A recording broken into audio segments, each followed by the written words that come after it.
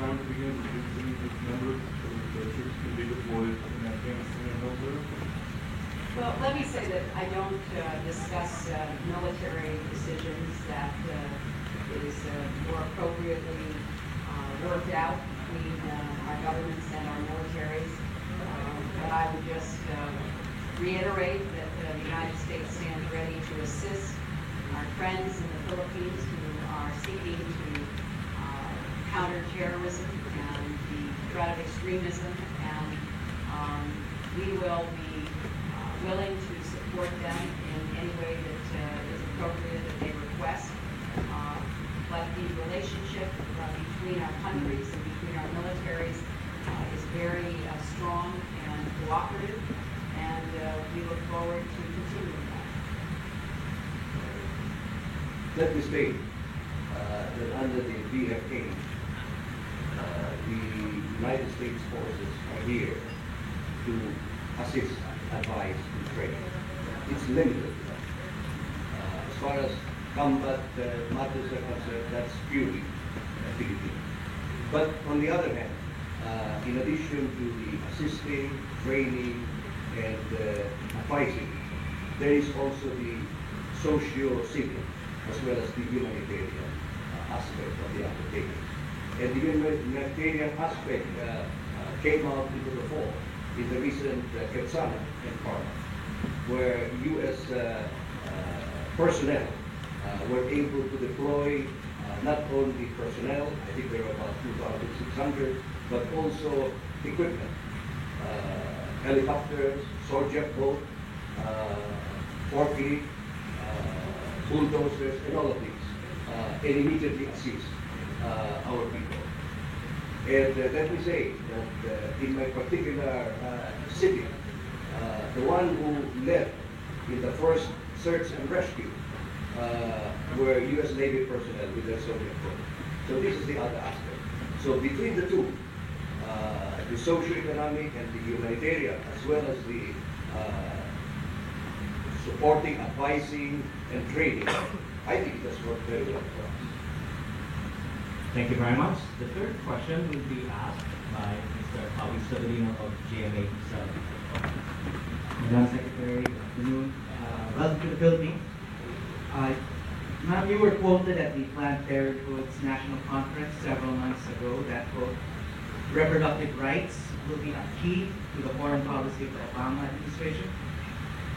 How will this principle be applied in the Philippines, especially considering the widely known opposition to artificial conception?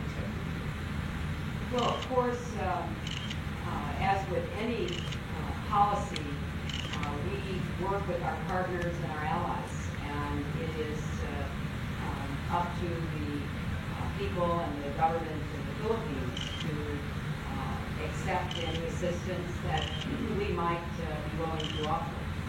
So I know that this is a matter of concern in society here in the Philippines, and I respect that. And we certainly do not have any intention or plan to preempt or otherwise go beyond or around what the attitudes of society are. On a personal note, I would only add that I believe strongly that family planning is an important aspect of development. And I've seen this around the world. And I think empowering women to be able to make choices that are in the best interest of the children they already have, and the family size that they desire, increases educational outcomes, it increases income generation, it provides a much stronger basis for human development. And so the reason I said what I said, which you quoted from, is we have a lot of experience now that trying to empower and educate women so that they are able to make these decisions and they have access to family planning is not only positive for the woman and her family, but for the larger society. And I think that is the other point that I would make. But again, I would reiterate all of these decisions are certainly up to the people and the government of the Philippines. The fourth question will come from Mr. Matley of the Associated Press. My apologies, Mr. Secretary. As so often happens on these trips, there are developments outside of the host country that travel the press is so, with that, They never apologize to me, sir. with that, Madam You're Secretary. having a very good influence on American press. As you know, Madam Secretary, Pastor Mike Berry has expressed some concerns and reservations about the buildup of large building interest in Afghanistan, given the concerns about corruption, President Karzai's government. I know that the President has not made his decision on how to go forward, and you are loath to offer your advice to us before you give it to him. But I'm wondering if you could talk, one, about those concerns about corruption more broadly, and two, about whether those concerns should play a role in the determination of exactly how the U.S. goes forward. Well, Matt, let me make very clear that I continue to be willing to share any of the advice that the President has received in the course of his review. I think it has been an extremely thorough and thoughtful process, and I will continue to honor the right of the President to hear from any of his government members or those outside of government, and to then add that to the process of his decision making. But on the separate question, with respect to corruption, lack of transparency, poor governance, absence of the rule of law, the concerns that have been expressed not only by the United States but by others, including Prime Minister Gordon Brown and many of our allies, are ones that I share. The government of Afghanistan has to accept greater responsibility for its own defense by participating in the training and deployment of an effective, professional security force. It has to do more to respond to the legitimate needs of the people of Afghanistan, deliver services, not just security, but education and health, the kinds of services that the people of any country should expect from their government.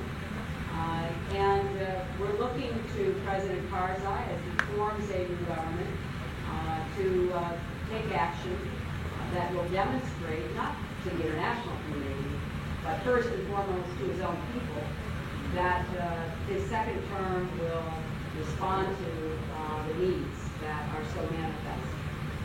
And I think that the corruption issue really goes to the heart of whether the people of Afghanistan feel that the government is on their side, is working for them. Corruption is corrosive in any society. When leaders enrich themselves at the expense of their people, when they put their own fortunes ahead of the fortune of their people, it has a very unfortunate impact. People don't trust the government, they don't rely on the government, they can't imagine a better life for themselves because they don't think their leaders are working to obtain that for them. So we are concerned, and we've expressed those concerns, and we're looking for measures of accountability and transparency that will demonstrate a clear commitment to the kind of governance and outcomes that the people of Afghanistan deserve to see from their government, and that the international community should be able to look to as we move forward in our efforts to try to rid Afghanistan of the terrorists that not only affect their lives but pose a threat to us and to people around the world.